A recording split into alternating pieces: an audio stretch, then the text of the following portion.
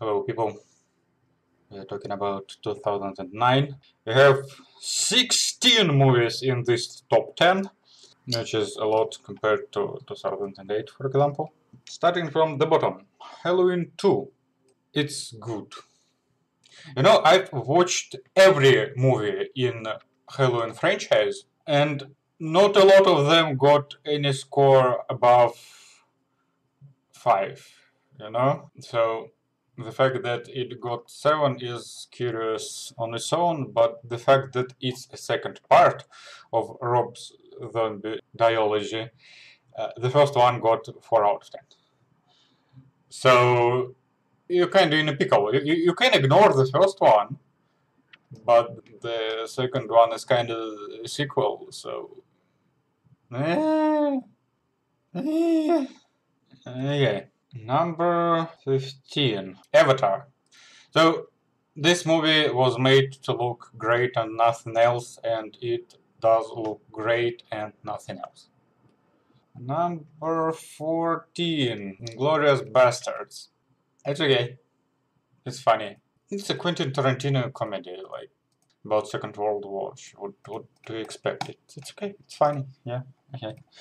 Number 13, Marion Max. Yeah, I really don't like this movie, but I can't rate it like 5 out of 10 or 4 out of 10. Just because I don't like it doesn't mean it's not good. It's alright. It has a story, the animation is good, and it's a bit disgusting, but like, it's okay. It does what it's supposed to do, so... yeah, it's 7 out of 10. Number 12, Exam. I like this movie.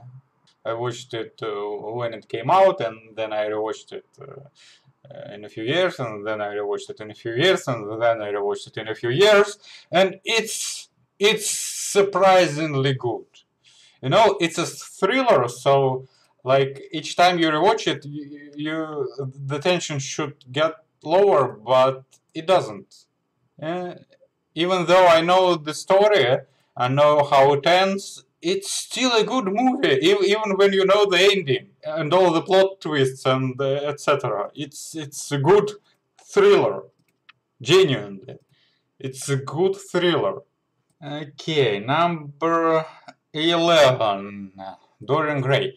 So this is also interesting because people like to bash this movie because, like, ooh, watch the original is better, and the original isn't better. So there was a movie released in like 1960 or something like that. Yeah, this one. Yeah, 1945. Yeah, I watched it. It's okay, you know? It's absolutely fine, but it doesn't work anymore. You know, the picture of Dorian Gray is about corruption of the soul, and what was considered a corruption in 1945 isn't considered corruption anymore, so it just doesn't work. It was good maybe, yeah, like a century ago.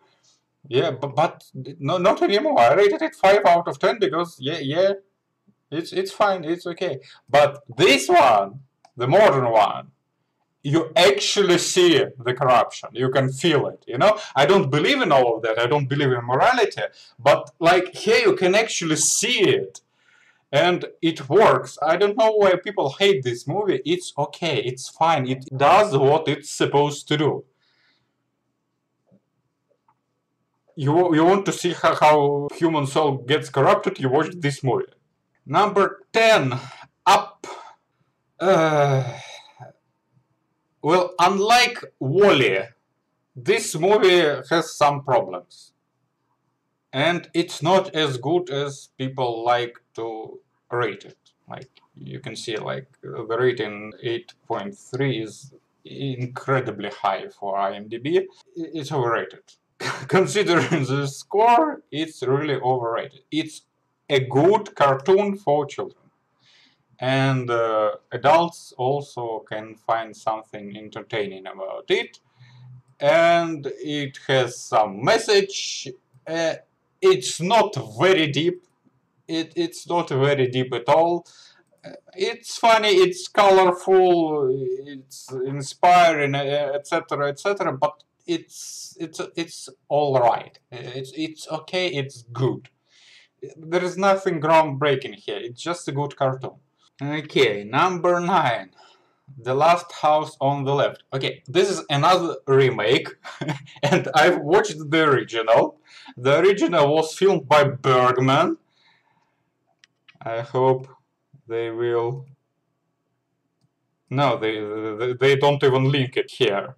Okay, so they linked this one, but it was also a remake. Yeah, it's not 1972. There was even earlier version. Come on. No, you don't consider it. Okay. Virgin Spring it's called. Yeah, it was 75, right?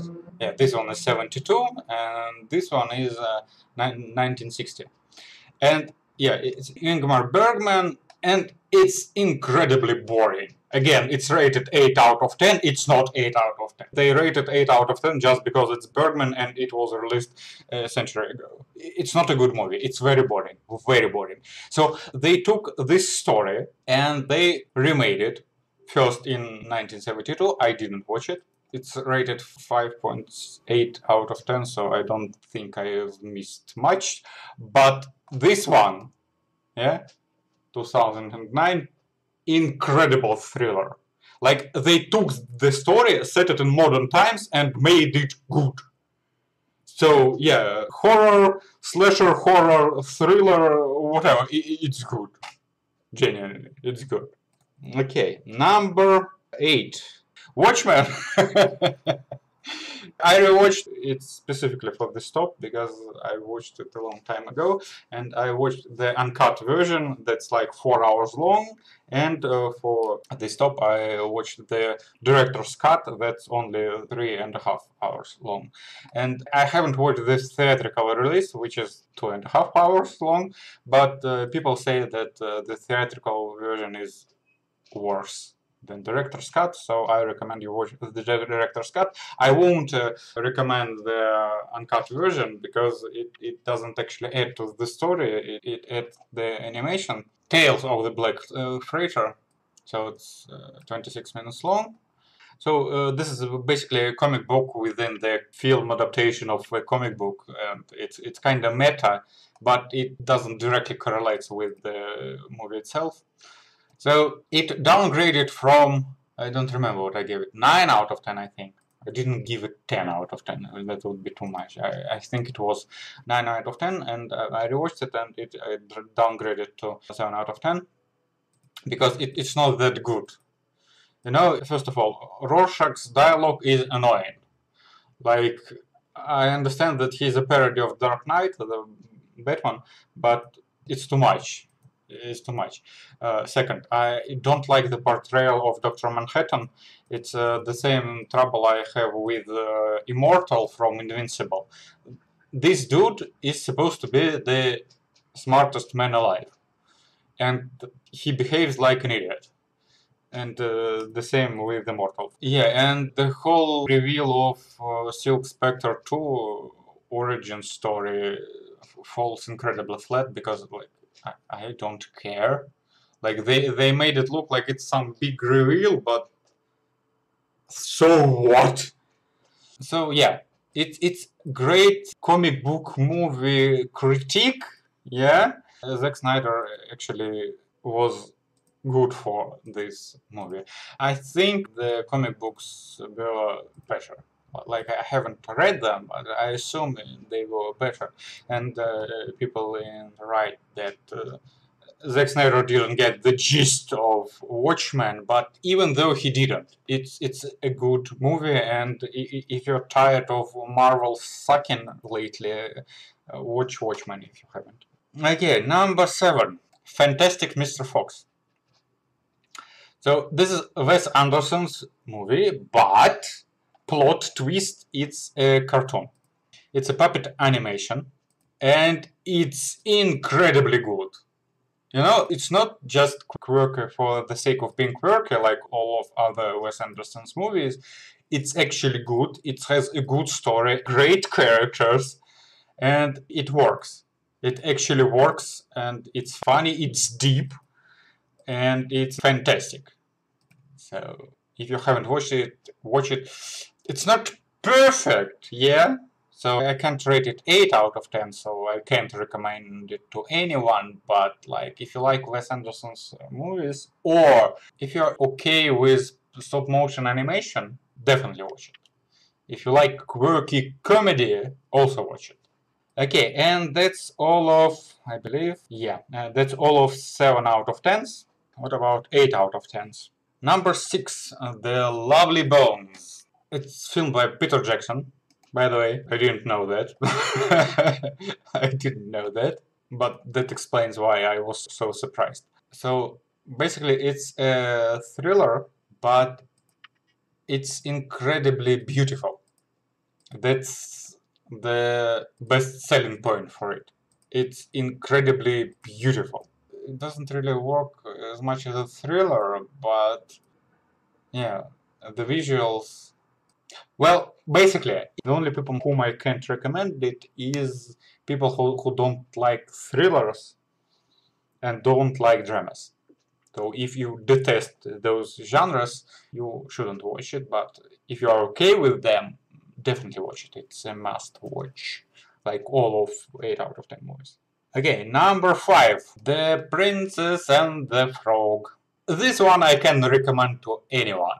Well, maybe people who absolutely hate musicals and cartoons shouldn't watch it, but other than that, it's a hand-drawn animation. It's the last 2D movie from Disney, and it's incredibly good. The songs are incredibly good, the story is incredibly good, and she's supposed to be the princess, but like she's a modern princess, you know, and not in a bad way. I like this movie and you should like it too. Number 4, Three Idiots. So this is an Indian movie and it's incredibly funny, you know, and also incredibly deep, and also incredibly touching, and it's just generally very good. Don't think of it as just a dumb comedy, yeah? It's quirky comedy, satire comedy, yeah, body comedy, all of that. It's not just that. It's not Hangover. It's very deep and very emotional. Okay, so before we go to the top 3 honorable mentions. Okay, what do we have here? It's alright. It's alright. It's alright. Terminator Salvation. People like to bash Terminator sequel movies, but this isn't the best one, but it's not the worst one either. Let me spoil you the surprise about which of Terminator sequels I like the most. And the Genesis. I don't even remember. Yeah, Dark Fate is the worst one. Dark Fate is the worst one. Mostly all of them are okay, as you can see. Yeah? 6, 7, 6, 7. Yeah. I don't even know. I've watched it, obviously, because it's here. You know, it's rated. If it's rated, it means I watched it from start to finish. Otherwise, I don't rate movies. I have no idea what this movie is about. Literally. Oh, Nicolas Cage, I think. Ah, yeah, he has a list of numbers, something, something, and the list of the dates, something, something. It's M. Night Shyamalan movie, no? It sounds like M. Night Shyamalan. Who is that Express? Who is that? Dark City! Holy shit, man, you fo- Well, that's definitely a step down from Dark City. Oh my god. Okay. It's alright. It's fine. It's fine. Overrated. Overrated. It's okay. It's fine. Underrated. It's fine. It's fine. It's fine. Overrated again. It's fine. Is also fine. Overrated. no, it's Lars von Trier movie, and people like, oh, Lars von Trier makes great movies. It's fine. It's okay. It's not bad, but it's not bad. It's fine. Also, incredibly overrated thing, like 8.2. No, but it's okay. Also fine. Okay, that's all the honorable mentions. Okay, number 3. The Girl with the Dragon Tattoo. I don't know how to describe this movie. Since it's 9 out of 10, all top 3 are 9 out of 10, it's a coincidence. It's very good. That's all I can say, it's very good. If you haven't watched it, God forbid you watch the American remake. Don't. Please don't watch the American remake. It's not terrible, but it's 7 out of 10. And this is 9 out of 10. I hope you understand the difference between 9 out of 10 and 7 out of 10. Because, like, 9 out of 10 is incredible. And 7 out of 10, it's good. Yeah. So, and another thing, don't watch the sequels. Because it has 2 sequels. It has The Girl Who Played with Fire and The Girl Who Kicked the Hornet's Nest. They are obnoxiously bad. Don't. Please. Limit yourself to the original. Like, usually I am very condoning to sequels, but holy shit. This shit was garbage. This one was a bit better, but it's also... I don't rate good movies 4 out of 10. 4 out of 10 means you failed. And 3 out of 10 means you're completely failed. Okay, number 2, Triangle. So I assume you haven't heard about this movie, because it's an Australian movie. So it wasn't promoted as much, so you have no idea about it, but it's incredibly good. It's the best time travel story, time loop story ever made. Seriously. Like, forget Primer, forget Looper, forget Minority's Report, forget all of that. This is the shit. This is the time loop story made right. Everything makes sense. You just need to pay close attention to every detail you see. It's incredibly precise. Every frame, forget Kubrick, every frame means something. The story is impeccable, you know? Usually when they make a time travel story or time loop story, they're like, it's time travel, nobody understands time travel, so I won't like pay close attention to every frame I produce. Christopher Smith was the writer and the director. So he wrote the thing and then he directed the thing. So he's a genius. He must be some sort of genius. I haven't watched any of his other movies, but I assume he's a genius because a regular person couldn't have filmed this, couldn't have wrote this even, let alone filmed it. If you're interested in time travel or time loop, must watch. No excuses. If you're absolutely indifferent to time travel stories, skip it. If you are able to appreciate the attention to detail, must watch. If you don't care about details, skip it. Okay, dishonorable mentions. Dishonorable mentions, this shit. People love it for some reason. I don't know why. I watched it 2 times. And I didn't like it, both of them. The Collector. The setting is very good, but the direction, the story kills this movie. Luckily, they've made a sequel. And the sequel is 7 out of 10, I believe. Yeah, and the sequel is 7 out of 10. So, the setting is a bit worse than in this movie, but at least it makes sense. You know? Like, you need to pay very close attention where your characters move in a setting like that. And in the first movie, they didn't. But in the second movie, they did. So this one is 1 out of 10, the sequel is 7 out of 10. Again, why? It starts out good, but it falls face flat. Very bad. Very bad. Incredibly disappointing. Incredibly disappointing. Compared to the original, very bad. Even worse than the first one, I think. No, it's as bad as the first one. I already mentioned this. Incredibly boring, incredibly boring, incredibly boring, incredibly boring, incredibly boring. Again, people like this, well, people who like art house like this movie, no. Absolutely no. You can like Gaspar Noé. I have nothing against him. I didn't like any of his movies though, but like absolutely boring. Incredibly boring. Very, very boring. Final Destination 3, the worst one in the franchise. Star Trek, the worst one in the franchise. Hangover, very boring. Like, it's not as bad as Vegas one, but no. Sorry, I watched this movie because I really liked Fahrenheit 9/11. Because this one was incredibly good, and this one, it's made in the same vein, but it's so boring. It doesn't work as a movie or as a documentary. No, skip it. Absolutely skip it. Okay. I like this franchise, even though literally all of these movies are terrible. Like, the first track was rated, 4 out of 10.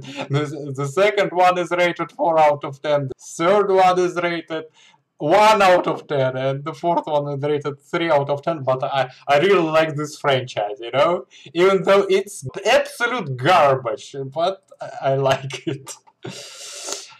Yeah. No. Absolutely not. Disappointment. Disappointment, very boring, absolutely nothing. Skip it. Again, I watched this movie specifically. Again, 7.8 out of 10. Yeah, I watched this movie specifically because the new French wave. Must see. Any film critic loves it. Yeah. Garbage, absolute garbage. Skip it. Unlike the sequel, boring. Boring. Boring. Yeah, that's all. Okay, number 1. Mr. Nobody. I've rewatched it several times, and it's just as good each time. So this movie is about, okay, because Mr. Nobody was directed by Jacques Van der Mael, I've watched several of his other movies, and they don't come even close to Mr. Nobody. Total the Hero, boring. It's fine, but no. Brand New Testament is all right. Yeah, it's nothing groundbreaking, but compared to Mr. Nobody, it's garbage. It's nothing. So, again, the Mr. Nobody, it's a story about determinism. It's a story about determinism, and I guess you understand why why it's rated number 1 in my top, because it's about determinism. So basically, he has a choice, and he lives through every of his choices, and like it explains how choosing something changes your life. So when the causal chains. So when you pick something, you are in the present. Yeah? When you are making a decision, you can't even imagine what the consequences will be, because it's so close. Like, it's here and it's here and it's here. Like, you have 3 options, and they are present. You're looking at them. They're all very close. They're all very close. They're standing next to each other, and you have no idea. You have 0 clue how significant this choice will be. And it literally changes your life. So it shows how different your life can become just based on your choice. And it's a very beautiful movie. It's very well crafted, and the acting from Jared Leto is impeccable, unlike Morbius.